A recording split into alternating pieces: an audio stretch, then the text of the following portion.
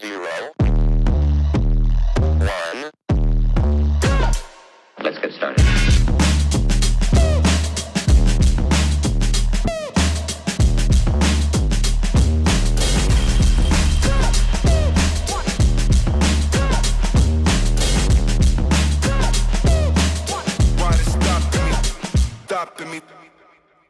This is the finished ceiling. This is bald cypress.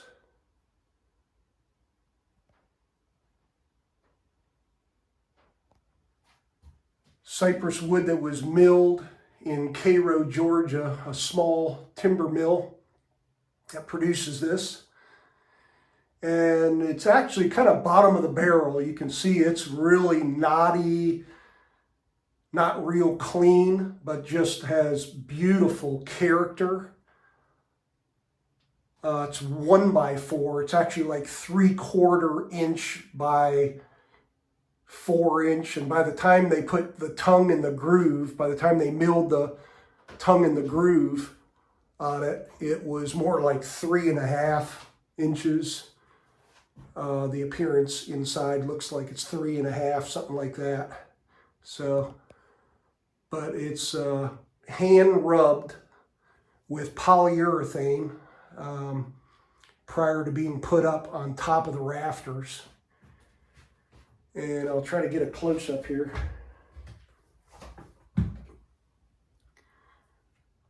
And some of it has some wormwood, some little worm larvae marks in it, you can see there. And even in some cases there was daylight showing through some of the knots, so when I laid it, I actually put liquid nail and sealed it from the back side, so, you know, to prevent air escaping through the wood. You can see there's some real wormy, interesting character on some of these boards in particular. And it just turned out really nice.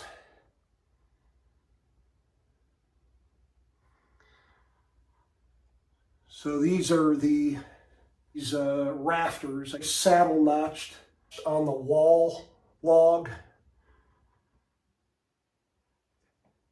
and saddle notched on top of the drop beam.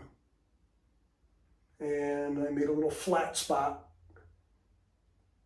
grinded out, chiseled out a little flat spot for the sconce for the light fixture.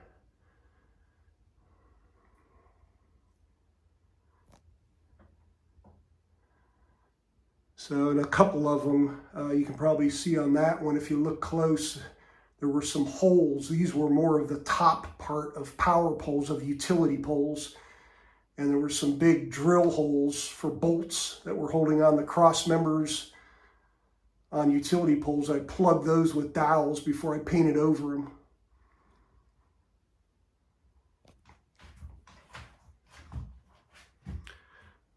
So I wanted to show you this one in particular. Each one has its own character. Like that one's kind of splintery.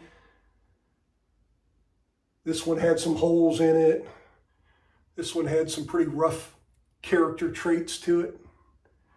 But this one right here was probably the roughest, most decayed on the surface. The sapwood outer surface of the power pole was really decayed.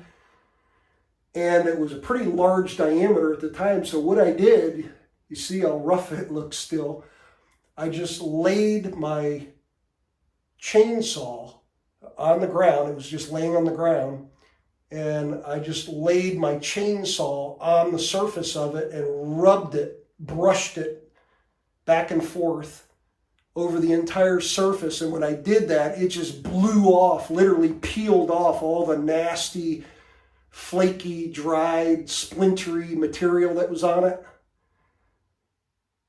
until it got down to wood that was more rigid, more structurally sound wood, thereby reducing the diameter by I don't know, maybe a third, a fifth the diameter of what it was prior, to match the diameter of these other ones that are in here, more so.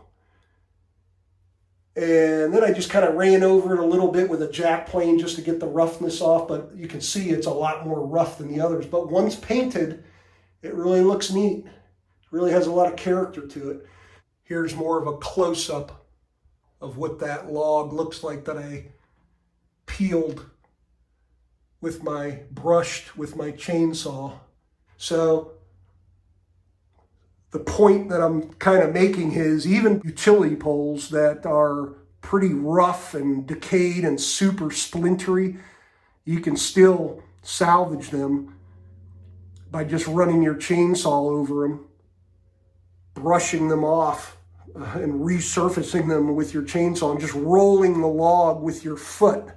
That's all I did. I just kept rolling it over a quarter turn, each time running my chainsaw over it until I got down to good, strong wood under the surface of the wood that was not so good.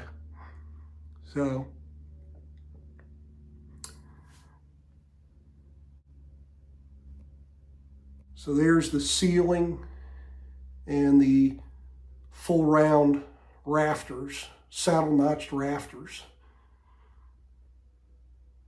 0, 1,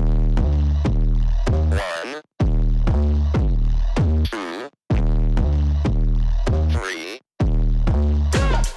Let's get started.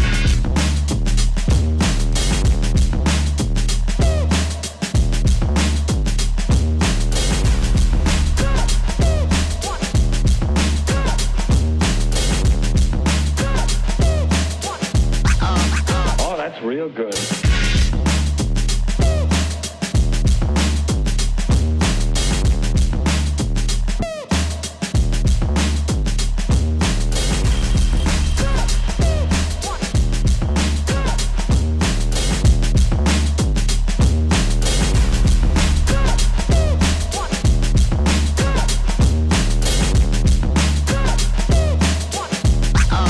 Oh, that's real good.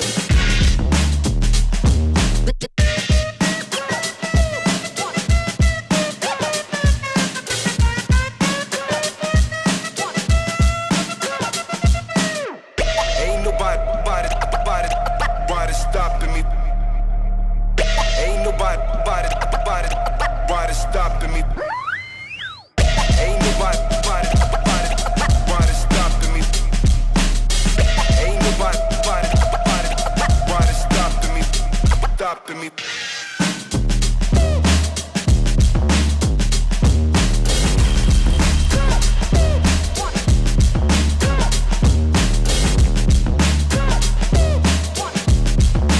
You've got to get a hold of yourself.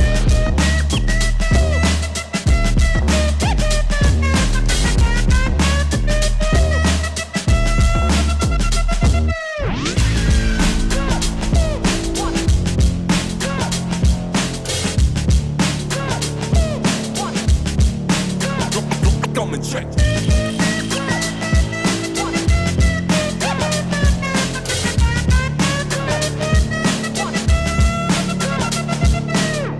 Ain't nobody stopping me.